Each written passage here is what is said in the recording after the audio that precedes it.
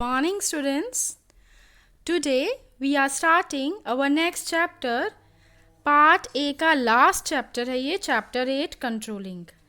ये मैनेजमेंट का last function है। फर्स्ट चैप्टर में आपने 5 फंक्शंस पढ़े थे मैनेजमेंट के, planning, organising, staffing, directing, controlling. तो अब हम आ गए हैं लास्ट फंक्शन पे मैनेजमेंट के, that is controlling. Definition, meaning आप लोगों को याद होगा, हमने कंट्रोलिंग का पढ़ा था फर्स्ट चैप्टर में। Controlling means ensuring that activities in an organization are performed as per the planning। जो हमने प्लानिंग करी थी, जो हमने स्टैंडर्ड्स बनाए थे, उसके अकॉर्डिंग वर्क हो रहा है या नहीं, ऑर्गेनाइजेशन में उसके अकॉर्डिंग सारी एक्टिविटीज़ हो रही हैं या नहीं, ये चेक करना, इंश्योर करना क्या कहलाता है? Controlling. What is the definition of controlling? Managerial control implies the measurement of accomplishment against the standard and the correction of deviations to assure attainment of objectives according to plans। जो हमने planning के समय standards बनाए थे, objectives decide करे थे, वो objectives हमारे अचीव हो रहे हैं टाइम पर, है ना, जो हमारी मिनिमम कॉस्ट होनी चाहिए उस पर हो रहे हैं या नहीं, इसको टाइम टू टाइम मेज़र करते रहना, that is controlling. Now students, what are the features of controlling, what are the characteristics of controlling, या फिर नेचर ऑफ कंट्रोलिंग अगर पूछ लेते हैं एग्जाम्स में तो आपको ये पॉइंट्स लिखने हैं। स्टूडेंट्स, अभी तक जो फीचर्स आपने पढ़े हैं मैनेजमेंट के, प्लानिंग के, ऑर्गेनाइजिंग के, स्टाफिंग के, डायरेक्टिंग के, वो उन सब में कुछ पॉइंट्स कॉमन हैं। जैसे सबसे पहला पॉइंट आता है गोल ओरिएंटेड फंक्शन या गोल ओरिएंटेड प्रोसेस, तो ये कॉमन है। इसी तरह से परवेसिव, ये आपने बार बार पढ़ा है। तो ये कुछ कॉमन फीचर्स हैं जो मैनेजमेंट के हैं और उसके आगे उनके फंक्शंस के भी वही सेम हैं। तो अगर आप एक बार लर्न कर लेते हैं, इस कंसेप्ट को समझ लेते हैं, तो आगे आपको सब में वही कॉमन चीज़ मिलेगी। Goal oriented process, continuous function, pervasive function, तो ये आपको लर्न हो गए होंगे, कॉमन है। तो वही सेम यहाँ पर भी रिपीट हो रहे हैं। ये चैप्टर बहुत ही छोटा है, स्कोरिंग है, ईजी है, आपका बहुत जल्दी 1-2 पीरियड्स में ये ख़त्म भी हो जाएगा। तो सबसे पहला फीचर है इसका गोल ओरिएंटेड फंक्शन। ये आपको पहले भी समझाया था। ओरिएंटेड का मतलब होता है सेंटर्ड, मतलब जो ये फंक्शन है कंट्रोलिंग का, ये किसके इर्द गिर्द घूमता रहता है? गोल। जो ऑर्गेनाइजेशन का ऑब्जेक्टिव है, गोल है, बस ये उसी पर ही सेंटर्ड है, उसी पर ही केंद्रित है, उसी पर ही आधारित है। इसकी हर एक एक्टिविटी किस लिए है? गोल को अचीव करने के लिए। तो controlling ensures that an organization's resources are being used effectively and efficiently for the achievement of predetermined goals. Thus it is a goal oriented function।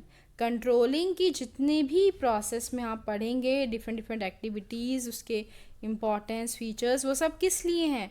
Organisation के गोल्स को अचीव करवाने के लिए, टाइमली और कम से कम कॉस्ट पर। तो ये इसलिए क्या कहलाता है? Goal oriented function. Second feature क्या है कंट्रोलिंग का? All pervasive. इसका मतलब भी समझाया था आपको। ऑल परवेसिव का मतलब क्या होता है? जो सभी लेवल्स पर रिक्वायर्ड हो। मैनेजमेंट के लेवल्स पढ़े थे आपने फर्स्ट चैप्टर में, top level, middle level, lower level, और ये हर एक लेवल पर कंट्रोलिंग ज़रूरी है। अगर आप टॉप लेवल मैनेजर हैं तो भी आप middle level, lower level managers को, पूरी ऑर्गेनाइजेशन की एक्टिविटीज़ को कंट्रोल करेंगे। अगर आप मिडिल लेवल मैनेजर हैं, अपने डिपार्टमेंट को कंट्रोल करेंगे। अगर आप लोअर लेवल मैनेजर हैं तो अपने वर्कर्स, फिर आपकी उनकी जो एक्टिविटीज़ है उसको चेक करेंगे, कंट्रोल करेंगे। तो इसीलिए कंट्रोलिंग क्या हो गया? All pervasive. It means required at all the levels of management. इसके अलावा एक चीज़ और आती है ऑल परवेसिव में, वो क्या है कि सभी तरह की ऑर्गेनाइजेशन में रिक्वायर्ड है।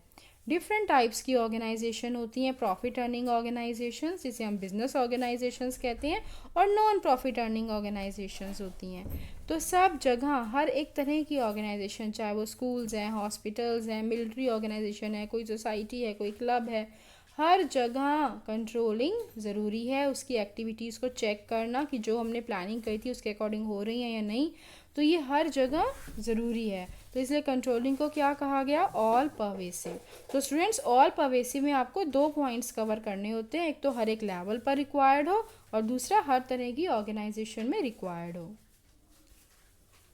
Now third feature of controlling, both backward looking as well as forward looking function. ये कंट्रोलिंग का थर्ड फीचर है, ये आप फर्स्ट टाइम पढ़ रहे हैं फीचर। कंट्रोलिंग को बैकवर्ड लुकिंग भी कहा गया, फॉरवर्ड लुकिंग भी कहा गया। क्यों?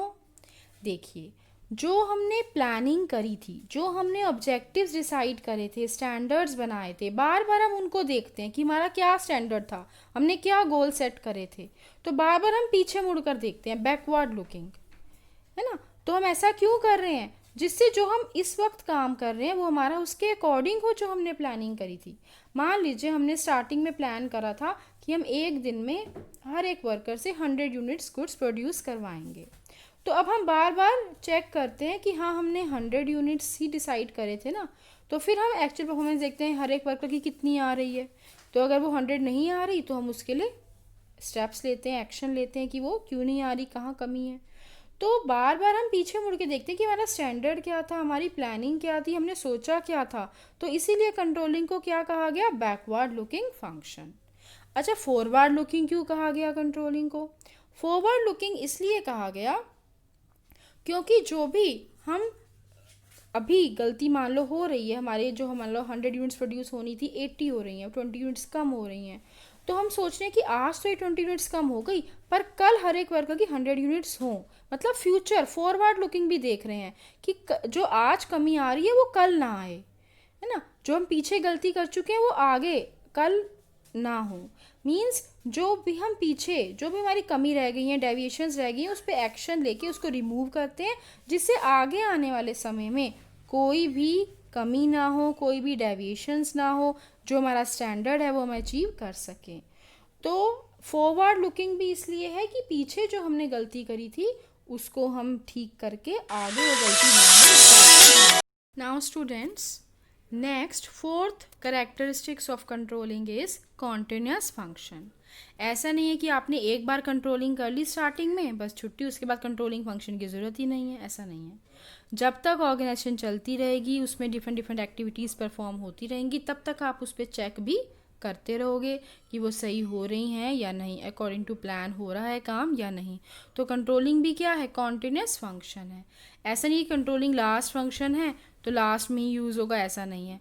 कंट्रोलिंग आपका कंटिन्यूस चलता रहेगा, जैसे जैसे एक्टिविटीज़ होती रहेंगी आपको कंट्रोलिंग के बाद फिर से प्लान करना है। मान लो आपने कंट्रोलिंग कर ली, देख लिया कि हाँ सारा काम हो गया, तो अगले टाइम के लिए फिर नई प्लानिंग। तो कंट्रोलिंग के बाद फिर से कॉन्टिन्यूस साइकिल घूम जाती है, नया फर्स्ट फंक्शन फिर आ जाता है प्लानिंग का।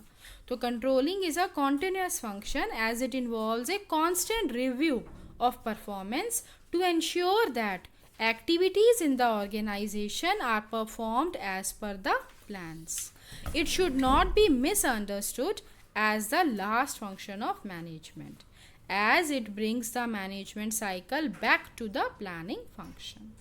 यहाँ पे misunderstood में सिंगल ऐसा आएगा स्टूडेंट्स, ये ठीक कर लेंगे आप, मिसअंडरस्टूड में सिंगल ऐसा आएगा।